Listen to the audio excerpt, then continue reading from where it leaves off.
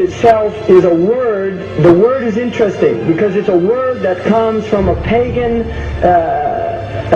Hollywood is the holy wood, and it was the wood that the magical wands were made out of in the pagan sorcery, magic.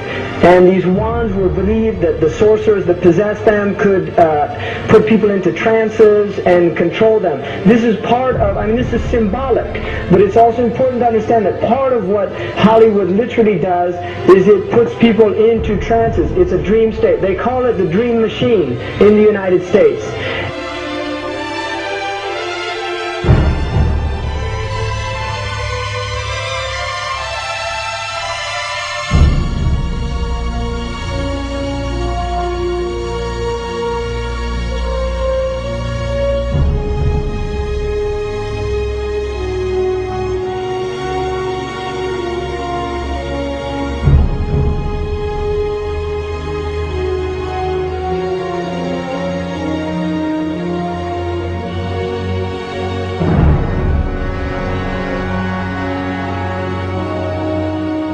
And it creates fantasies for people. It puts people into these sleep. Now, one of the things is interesting that in the part of what's done in movie theaters, in darkened rooms where people watch television, is literally a trance state that occurs through what's called suspended state of disbelief. You enter into a state, you suspend your disbelief and enter into a state whereby you begin to believe what you internally realize is imagination. It's falsehood. Films are magic. It's just magic. You go and you watch these things and people get caught up in them. People cry during films. All this catharsis that takes place in these things. Many of the films, and this is an important element in the control mechanism, is literally allow people to go and have certain type of catharsis as a purging experience, which Aristotle talks about the necessary element. One of the necessary elements of tragedy is to create this cathartic experience. And this is why a lot of the films, especially also news and things like this is why news is very important in this culture. Everybody watches the news. They have this tragic, cathartic experience of watching the tragedies of others and then feeling safe and complacent in their own experience of the suspended state of illusory well-being. So these are very intricate and sophisticated methods. Now, I think it's dangerous, although there are elements, there's concerted efforts that take place, there's also a lot of people that have similar worldviews that aren't necessarily working together in concerted efforts.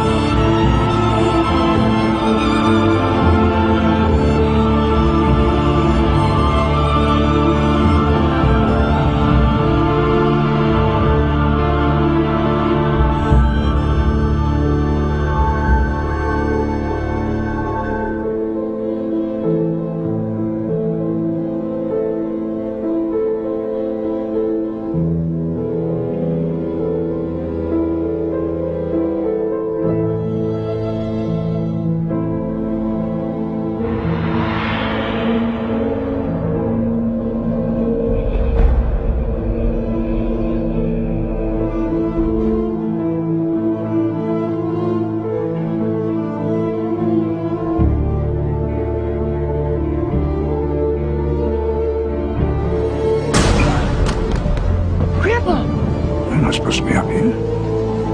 Looking at that? I just wanted to know. Yeah. Well, you're old enough, I suppose. You should know the story. Okay, here we go. It was 1832. On a night much like this.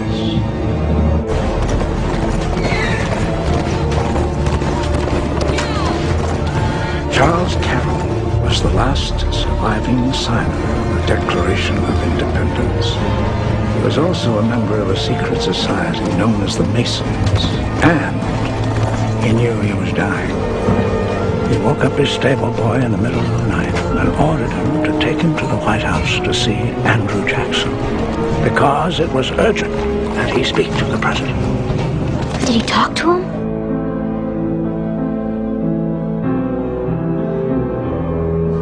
No, he never got the chance. The president wasn't there that night. But Charles Carroll had a secret. So he took into his confidence the one person he could, my grandfather's grandfather, Thomas Gates. What was the secret? A treasure. A treasure beyond all imagining.